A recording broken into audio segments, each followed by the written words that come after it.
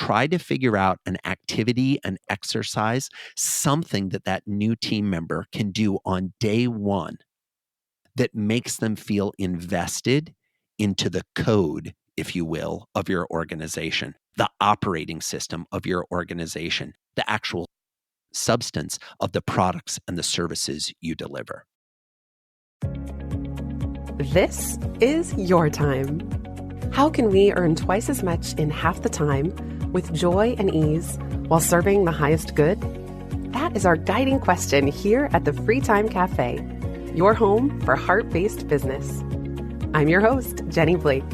Join me for conversations with authors, friends, and fellow business owners as we explore ways to free your mind, time, and team to do your best work. Now, on to today's show. Welcome back, Free Timers. Jenny Blake here with one of my favorite people, Joey Coleman.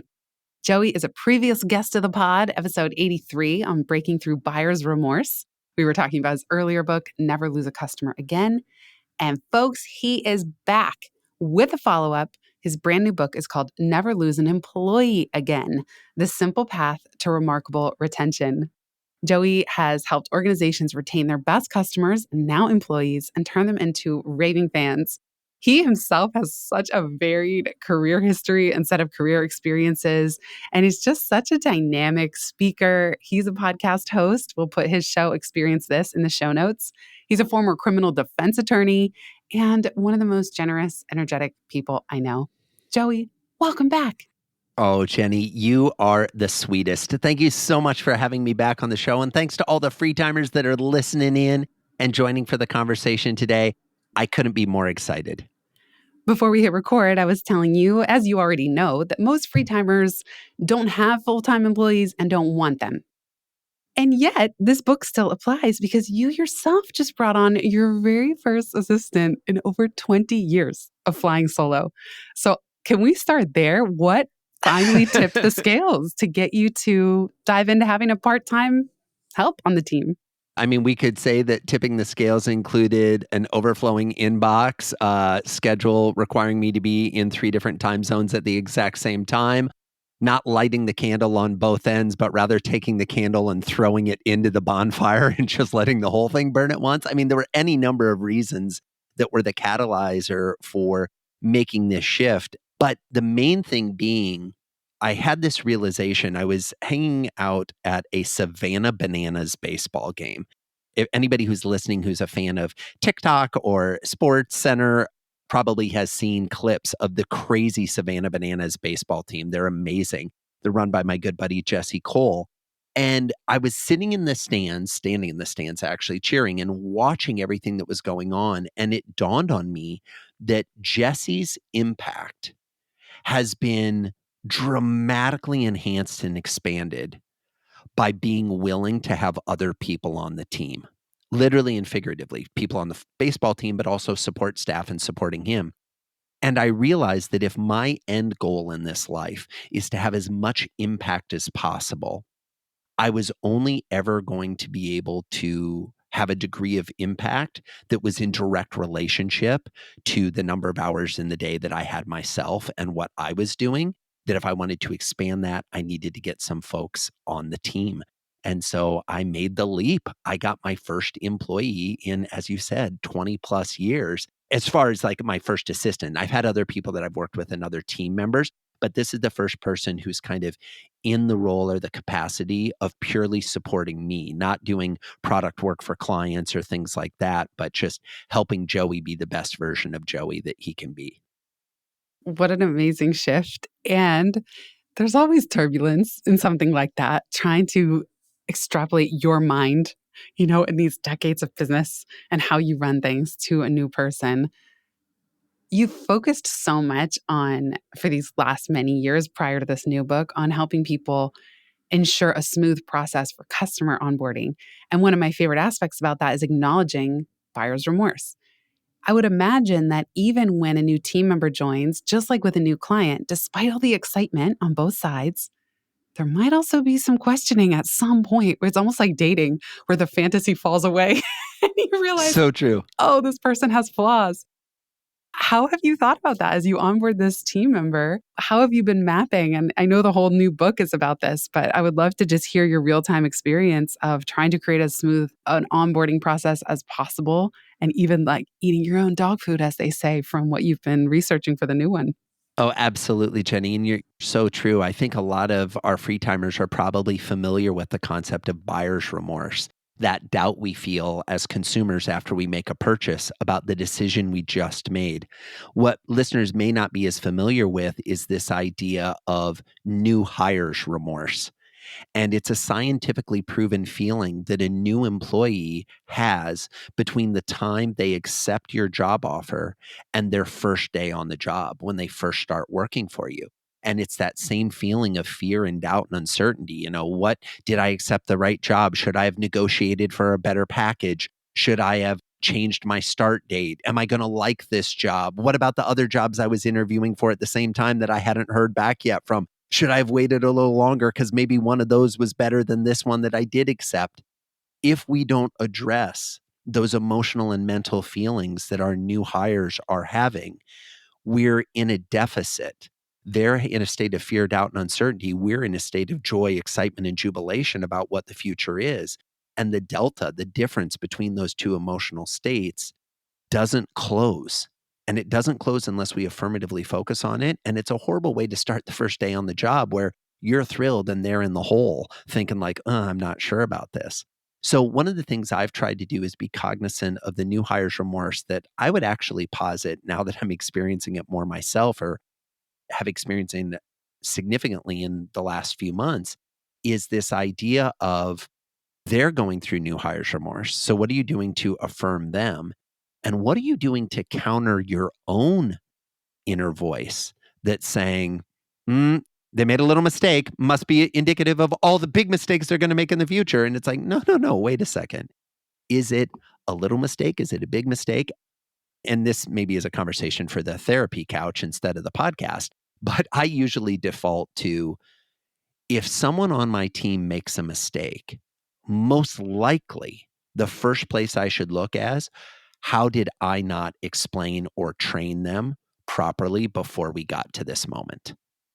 I always say that too, that any mistakes is a systems failure, really. It So just true. means we didn't document our process. We didn't think everything through.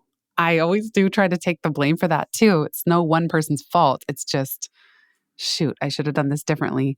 I'm just thinking, just yesterday, oh, I created such a headache for myself and my team, and we may even need to outsource this. In nearly 500 podcast episodes, we've linked to a podcast transcription service. And now that service has pivoted. They're no longer doing this. So all these backlinks are broken in Megaphone and in Squarespace. And as I was saying to my team member, I'm like, this is completely my fault. I should have done a vanity URL. It's freetime.com/transcripts. That should have been the link. I should have known better than to rely on a service staying afloat. I should have known better, And now this is a systems error. We can learn that in the future, we would not directly link to an external service, knowing it might need to change. I should create a redirect. So we learned something. That's just one example, but I'm always trying to look for that learning too. I love that. It's a little thing, but it's a big thing, right? Yeah. One of the things I love about talking to you is I always have a pen and a notepad ready so that I can take notes of just all the Likewise. wisdom that I glean from you. And I just wrote, use vanity URLs that you own, right? And just that Yes. idea of we know that businesses are going to pivot. I mean, somebody even wrote a book about it one time. There's all kinds of interesting things that are happening and changing in our business operations. And it's like, okay, if that is the case, what are we doing to make sure that someone else's pivot doesn't result in our face plant? How can we Ooh, avoid that? that's And good. something as simple as a vanity URL is a great way to ensure against that. And because of my mistake, not thinking that through, there was a niggling thought in the back of my mind when I started linking to this service. But because of this, I'm now creating a lot of annoying work for somebody. Even if it's not Right. my current part time person, then she's going to need to subcontract to someone else. It's a lot of details and it's just a big thing. So it does affect somebody in their role. And I think to talk things through, there's so much I want to ask you about. One thing that I found very interesting is that You mentioned that the vast majority of new hires, even whether they're full or part time, I think it's something like 88% say that the onboarding process could have been smoother, could have been better. Yes. Yes. What is the difference between orientation and onboarding? And where do you think companies go wrong? Even delightfully tiny ones like we have here at Free Time. Yeah, I think where organizations go wrong is they think of orientation and onboarding as being synonymous. They're not. They're two different words and they're very different words. And I think many times organizations think they're doing onboarding when they're actually doing orientation. Let me briefly explain how I define each word or how I think of each word. I think of orientation as an introduction to the employee's new surroundings and employment activities. This is kind of like, where's the bathroom? How long is the lunch break? How do we set up our signature line in our emails? What do we do if the fire alarm goes off? What form do I fill out to get my paycheck? These are all important things. They're important little details, but they're also very similar to what you would learn on the first hour on a cruise ship on vacation, right? They're not the significant things that are going to make a difference of the destination where you're going. Whereas onboarding is inviting in new employees through a managed, structured series of contacts that is designed to create a warm, welcoming experience. You mentioned in the intro, I'm a recovering attorney. First step's admitting you have a problem. There's 11 steps after that. But when I think of onboarding, I like to dissect that definition. Inviting in, not training, not upboarding, not getting someone up to speed, but it's an invitation to the new employee to join something bigger than themselves through a managed, structured series of contacts. We're thoughtful, we're intentional. This is a system. It's not, well, if Joanne's doing your training, you're set. But if Margaret's doing your training, oh, you're in real trouble. It's no, we have a plan, we have a system, and that it is designed to create a warm, welcoming experience, not a training experience, not an up to speed experience, a warm, welcoming experience, because we know that those type of experiences foster connection. They build connection. They build friendships. And it's a lot more difficult for a team member to quit their friends than it is to quit their company. And if you create those connections within the team, not only between you and the team member or the employee, but within the coworkers and evolving hopefully to colleagues over time, you get an increase in the stickiness and the retention, not to mention it's easier for everybody to work together towards the same goals. We'll be right back just after this.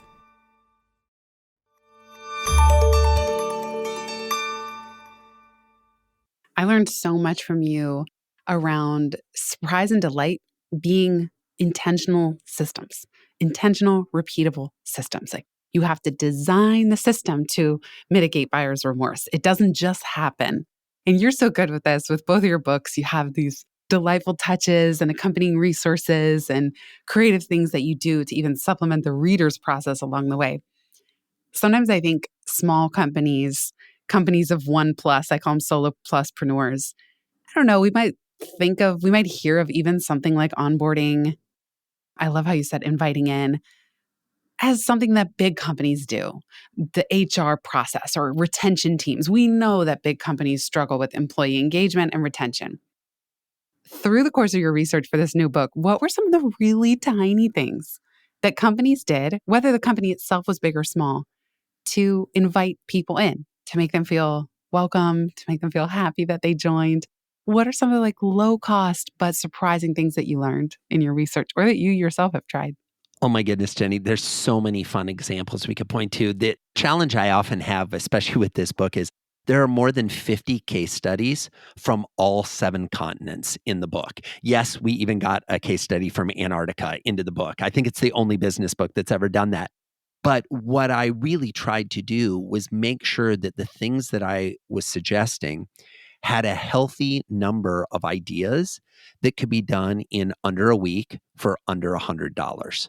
So let's maybe start there, because these are kind of some of the easy ones that even if you are the amazing solo plus or, working with a tiny team, you can put these things in place. I love using videos everyone on the planet these days is walking around with a phone in their pocket or their purse that has a video camera on it that is more powerful than the video cameras used by network news 30 years ago. Entire movies have been shot on iPhones. There is no excuse for you not using the beautiful video camera that is built into your phone to shoot a video for your team member. So what might that look like? Well, there's a good buddy of mine at Kaizo Health, which is a chiropractic firm, small firm, that whenever he's hiring a new employee, he shoots them a video right after they accept the job offer. So they might have interviewed with other people on the team and someone else kind of handles the formal, making the offer and getting their acceptance. But then he shoots a video, it's custom for each person, walking through the chiropractic office saying, this is where you're going to be working. We're so excited to have you here. Like, you're going to be doing adjustments on this table. You're going to be answering this phone. This business is going to thrive and succeed because of you. And we are so thrilled that you're going to be starting here in 2 weeks. Just wanted to let you know that we're beyond excited, and everything we're going to be doing in the next 2 weeks is going to be designed to make your first day remarkable. And I don't know about you, Jenny, but if I was a brand new employee that, had taken a job as a receptionist or a chiropractic associate or going to be working in what is basically a services industry job in a small office, I would feel pumped that I had made the right choice. I would feel wanted. I would feel appreciated. And it's a 2-minute selfie video and it's texted. So total cost is literally just time. There's no additional dollars or giant systems you need to build. It can be that one-off touch point. Now, because I know you load systems, and I do too, you just create the system that within 24 hours of anyone accepting a job offer, this is the video that gets shot. Well, now it's a system, and now it's in place. Another fun idea that I like is thinking about the power of the handwritten note. There have been times, I think, for anybody listening, where someone on your team just came through like gangbusters. They did an amazing job. They worked extra. They delivered in a remarkable way. They pulled something out of the fire. They saved the day, whatever it may be. And we normally memorialize that moment with an email or a text. Hey, thanks so much for your extra efforts today. Thanks for staying late tonight. Thanks for solving that problem. Or we say it in passing in a Zoom call or a Teams call.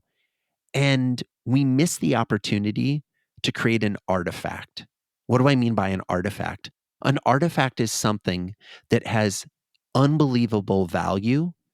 It captures a moment in time, and it serves as a historical reference point in the future to the power of the moment in which it was created. A handwritten thank you note is a beautiful artifact. I'd ask anybody who's joining us, all our free timers, just think a couple questions. Number one, do you have in your home any thank you notes that you have received? Now, even though I can't see you, I see a lot of heads nodding yes. People are like, oh yeah, I've got one. Has that thank you note been in your house for more than a week? Now, the interesting thing about that question is it implies, did you keep the thank you note? And what I would ask you is, why did you keep it? You read it, you know who it was from, and you decided to save it. The reason you saved it, I would posit, is because in this day and age, human beings are dying for physical proof that they matter. We are dying for evidence that our contributions have been noticed, that our efforts have been appreciated, that we are valued. Taking the time to put pen to paper, to write the person on your team a thoughtful handwritten note and put it in the post and mail it to them creates an artifact for less than $2, $3 that will be in their home, in their office, in their possession, most likely for many years to come as evidence that you appreciate them. That is so true and so simple. Thank you for this reminder. I love that. And I'm thinking as you were asking that question, I save every single one and I often prop them up at my desk. They get front and center placement so I can see it and be reminded. Or even sometimes if I'm gifted something, like I get a lot of mugs from corporate events, but they become my manifestation mugs of podcasts I've been on. Or I remember one of my first speaking gigs. before I even had the Pivot book deal, I spoke at this event for CIOs, and they handed the speakers a Tiffany bag, a big blue bag, this iconic bag that I don't even know if I'd received anything from Tiffany at that point, but growing up, it was this coveted brand. Anyway, it had two stemless wine glasses in it. And even though it didn't have their logo, John Rulin would be proud. It was not Nice. an ad for their business. Nice. I kept these glasses, and every time I drank out of them, I remembered that event. I remembered that organization. I felt proud that I had gotten there. And they do. You're right. These artifacts stick around. They're so meaningful and it goes so much farther. I love what you said of doing it not just when you're welcoming somebody, but when they've done something great or something that you really appreciate, large or small.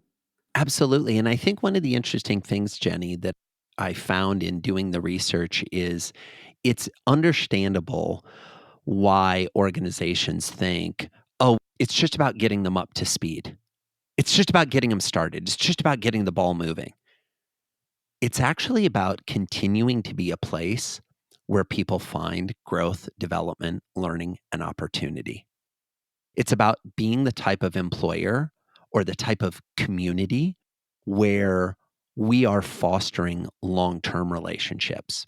I certainly want people to take care of their employees in the first 100 days. The first 100 days of the relationship, that's where all the foundation is laid, all the initial impressions are made. It's hugely important.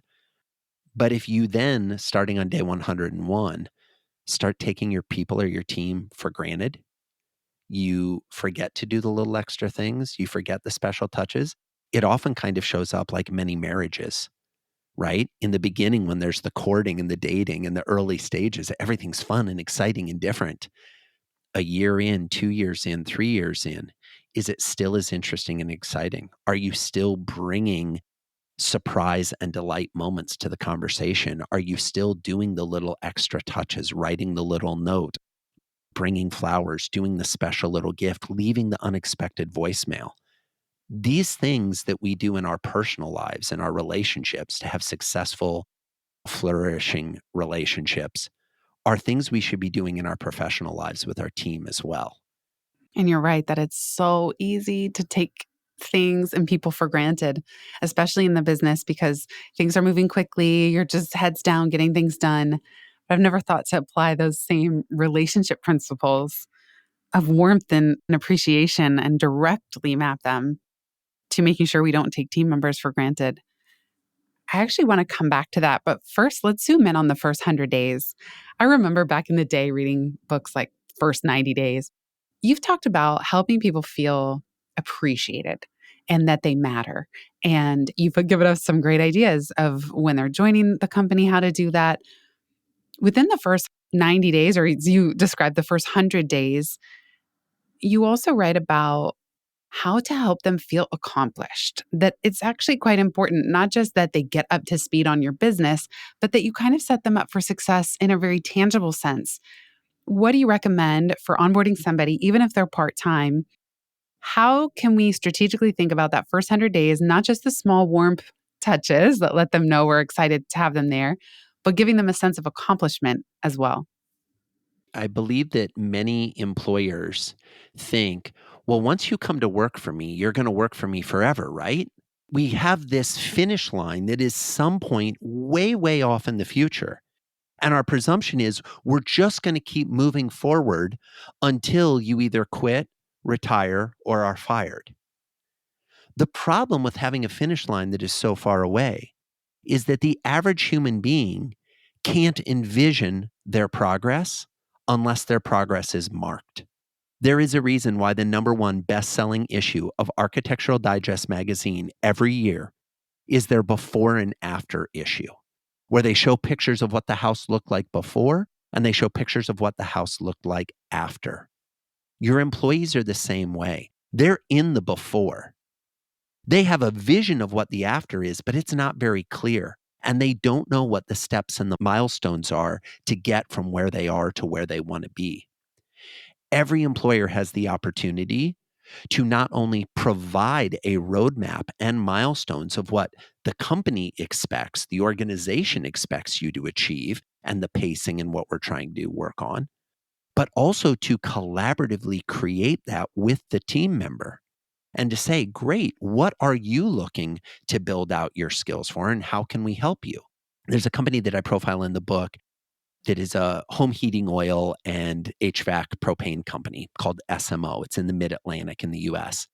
And they had a call center with about 80 employees, and they wanted their call center agents to have a certain set of skills. And so they went through and they identified a host of skills. And they figured out what you needed to be doing, kind of the curriculum under those skills. And they came up with a little pin, an enamel, colorful pin that you could put on a lanyard, kind of like a piece of flair, if you've seen the movie Office Space. And because all their employees in the call center were wearing these lanyards and pieces of flair. Now, some of the people listening right now are going, okay, Joey, doesn't apply to me. 80 employees. I don't have a call center. Hang in there, friends. It does apply to your business. I promise you. What they did is they created these mini milestones where, as team members achieved a level of competence, they were rewarded and acknowledged with this little pin. And the vision was, as they got these pins and had more skill sets, they would also get, for some of the pins, an associated raise, maybe 10 cents more an hour, a nickel more an hour, whatever it may be, because now they had more skills and would be able to serve more of the customers. The most fascinating thing about this project, Jenny, is we rolled it out. And about a month later, I got a frantic phone call from the head of the call center. And she's like, Joey, we have a huge problem. I said, what's the problem? She said, several of the call center people have achieved all the pins. They got all the pins. They've done all the certifications. They've been coming in before their shift, staying afterwards. It's crazy. Their lanyards are covered with pins. What do we do? And I said, well, first of all, why is this a bad thing? And they're like, well, Joey, we weren't ready for this. I said, I get it. And maybe that's something we could have foreseen. But what's your concern? She's like, well, now they're going to want more skills that they get to go after. So I was funny. like, why is this a bad thing? And yeah. This is magical. This is exactly what we want. And they're like, well, it took us so long to develop that curriculum, Joey. How can we do it and keep them hungry and interested? It's real simple. We just doubled the number of pins during this call. They're like, oh my gosh, doing what? I said, now we have a train the trainer pin for each of the pins, for each of the skill sets. When you reach the level that you train 3 other employees on this skill and they all earn their pins, now you earn your pin as a trainer. And she was like, oh my gosh, I think that could work. And it did. So how does this apply to your tiny team? Figure out what skills you need your people to know and then build milestones for them, achievable milestones, things they could learn in a week, in 3 weeks, in a month, in a quarter, and then track their progress towards it and help celebrate when they accomplish that goal. I love that. And I love the idea of pins. Love some good flair. I use Exactly. wizardpins.com if anyone wants to know. Yeah. And what I love about this is also the gamification. And maybe if you have a really tiny team, there could be pins. The train the trainer version is updating the manager manual or improving process. Once you learn these skills, there's also have you made meaningful improvements to this area? And you could unlock new pin unlocked, new trophy unlocked. So that's really fun. What do you think, let's say either within the first 100 days or beyond, what are some of the big faux pas the companies make of any size when they're trying to engage or retain team members? I'll cite 2 and I'll give an example of how to fix. Well, I think they're both actually fixed with a little bit of thought and intentionality. Challenge or problem number 1 that most organizations make is they think that onboarding is measured in days. Hey, it's your first day on the job. We'll get you up to speed on day 2. You're good to go, right? Or, hey, we're going to do onboarding for 3 days, 3 whole days of onboarding. And on day 4, just jump in the water and swim yourself. Onboarding is a philosophy, not a program. It's a belief that we're constantly inviting in new employees through a managed, structured series of contacts that are repeatedly designed to create warm, welcoming experiences. It keeps going. You're constantly onboarding onto new tools, onto new processes, onto new approaches, onto new offerings, products, and services in the marketplace. So approaching it as a philosophy is, I think, a much better choice. The other thing where I see a lot of employers making a mistake is they think that the onboarding period is all about teaching the new team member our way of doing things. Like, here's how we do things. You need to do it this way. One of the case studies, ironically enough, that didn't make the book was from the Ritz-Carlton. Now, stop and think, folks, if the Ritz-Carlton case study didn't make the book, okay? There's some good case studies in the book, and that's not a dig on Ritz. They're amazing. But it is a dig on Ritz. You know my feelings on Ritz. I do know. I know you have some feelings on Ritz. That's really why they didn't make the book, Jenny, because Ritz made a huge mistake with you, and I said, nope, they're not getting in the book. With me and Grandma. I'm going to link to that with episode you and Grandma, in the show I notes. know. Oh my gosh, I know I finally your poor made Grandma. it public. Friends, I actually knew a little bit about this story before, so I wasn't sure how far I should go into it on the show. I didn't realize. But here is something the Ritz actually does well, at least at the property of the folks I was talking to. Maybe they don't do it at the property Jenny and her grandma were at. On day 21, after the employee has been there for about 3 weeks, they have a meeting with their manager, not only their direct manager, but the manager of the entire location. And the meeting is quite simple. In the meeting, the two leaders ask this new employee, what are we doing right now as a company that just doesn't make sense to you? What are the things we're doing that you're like, that's weird? Or, oh, there's a better way to do this. Or, yeah, it's kind of stupid the way you guys jump through this, and this. Two beautiful things happen in that moment. Number one, you get insight as to where you maybe didn't do as good of a job explaining the why behind your process as you thought. But number two, new team members are worth their weight in gold because they have fresh eyes. They have a unique perspective. They can look at something and go, why do you do it with 5 steps when you could do it in 2? Why do you have this archaic system and structure when there's this new tool that would allow us to do it in half the time at 1/100th the cost? I think many employers think that they're the smartest person in the room when we should recognize that everyone in the room has a perspective and ideas and possibilities that they could bring to bear to help our organization get better. We'll be right back just after this.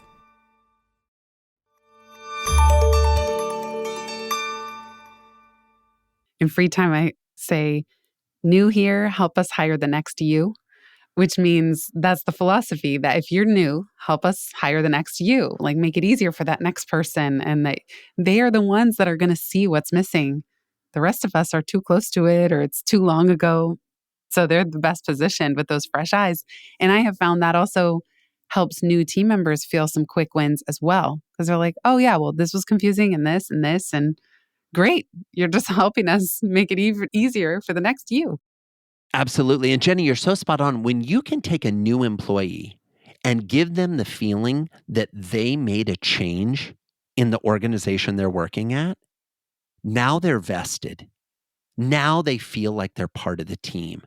Now they feel like they have some stake in the game. One last quick case study from the book. There's a company called Hootsuite that I'm sure you're familiar with, Jenny, that specializes in helping people kind of manage their social media connections in a single platform. Amazing Canadian company. And one of the things they do when they hire their new coders, their new software engineers, is they have those people push code on day one. What that means if you're not in the software space is when you're hired as an engineer at most companies, it's weeks, maybe even months before you are allowed to touch the source code that makes the system run. With new employees at Hootsuite, it happens on day one. And the reason it happens on day one is they want that employee to go home that night and feel like they did something substantive. If you had but one takeaway from our conversation today, when you're thinking about bringing new team members on, is try to figure out an activity, an exercise, something that that new team member can do on day one that makes them feel invested into the code, if you will, of your organization, the operating system of your organization, the actual substance of the products and the services you deliver. I love that. One of our previous guests called it a code patch. That I guess that's what you do if there's a problem in the code, there's a code patch. And Yes. gosh, it's escaping me who was talking about it, but they were saying each one of us has our unique code patch that we can offer to the world. And I love this lens that how can you help engineer it so that any new team members can very quickly create a patch of code for your company that's missing? Because there's always something missing. Always. Okay, Joey, the last question, which you know because you've been here before, is permission slip time. If you could give fellow small business owners permission to do something differently or drop something altogether, what would it be? Many business leaders and many solo pluses and many folks running tiny teams are so hard on themselves. I know I'm guilty of this too. We think we should be doing it differently, growing faster, more systems, more people, better service, better delivery, better experience. If there's one thing that I wish I could give permission to everyone to do, it's to be gentler with yourself.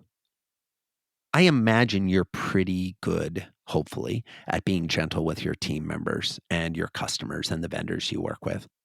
But most of the entrepreneurs, most of the leaders I know, the person they are most critical of is themselves. And so I'd love to encourage everyone to think about the experience of you interacting with you and what you can do to give little moments of surprise and delight to yourself, to give little moments of appreciation and gratitude to yourself, to recognize, reward, and acknowledge all you've done to make this possible and to really celebrate that and genuinely celebrate it as opposed to a lip service celebration. I'll tell one quick story about this. So when I wrote my first book, Never Lose a Customer Again, that evening, my wife and I and my writing partner, Sarah, went to dinner. And we went to a really nice steakhouse and we ordered our dinner. And the waiter had just left the table with our orders. And I said to my wife and my writing partner, okay, let's talk about book number 2. I don't need a photo because the image is burned into my mind. The look on their faces after we had just run multiple marathons back to back to get this book out into the world. And here I was as the leader saying, okay, now what? We hadn't even had the celebratory dinner. And I was moving on to the next thing. Take time to celebrate.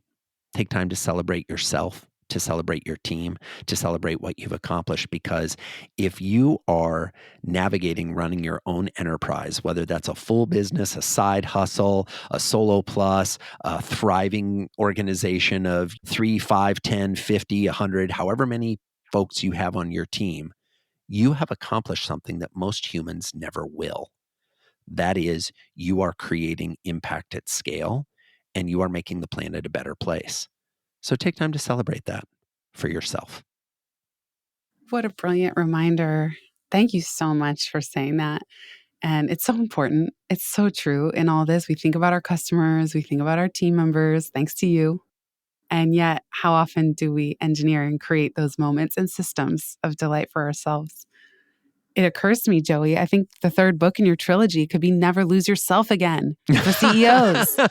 I Wouldn't it be love so it. good? I love it. Something to think about. Something to think Yeah. about. I love it. But although now I'm doing what you did at that dinner, it's like the first. No, it's great. Well, to tell you the truth, I already know what the next book's going to be. Maybe we can save that for a future. It's already there. The next book has been writing itself in the back of my mind for over a decade. And now that these 2 books, which I kind of see as a companion set, are done and out in the world, it's time to focus on the next one, which I think my goal is that it has a much broader audience than just employees or customers' experiences and thinks more collectively about our experiences as human beings and what we can do to deliver the best possible experience to every human we interact with in our personal and professional life. That's the next book that's coming. I love Little it. advanced share on Free Time with Jenny Blake that no one else knows about. Exclusive. I love it. And we have a cliffhanger.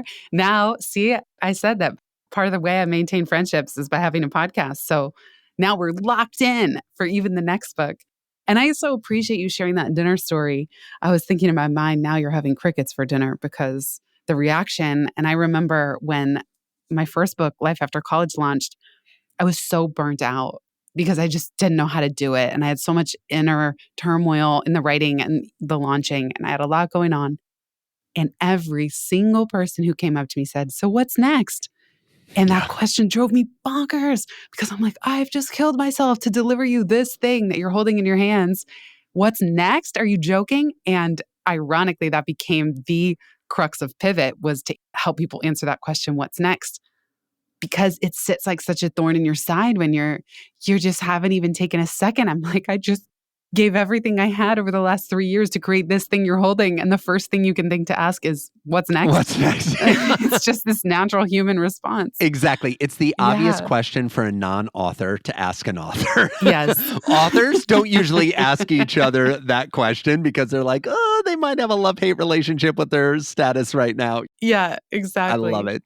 Oh, well, thank you so much, Joey. I always love talking to you, and you're a listener favorite. Many people wrote in about the last Aw, conversation, and I thank know this you. one will make a big impact too. So thank you. Let people know, where can they find you? And be sure, listeners, grab your copy of Never Lose an Employee Again. Where else do you want to send people? Yeah, so the best place to go if you're interested in getting the book, we worked really hard to create the book in every format you might want to consume it in at the same time.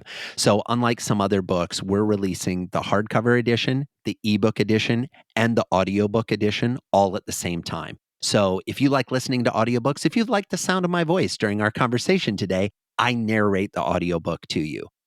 So all of those are available wherever you like to get books. Check out your indie bookstore locally. God, we got to support our local bookstores so that we have a place to go and browse and have fun with books. But of course, it's available at the big book places that you know about as well. And if you want more, come on over to joeycoleman.com. That's Joey, like a 5-year-old or a baby kangaroo.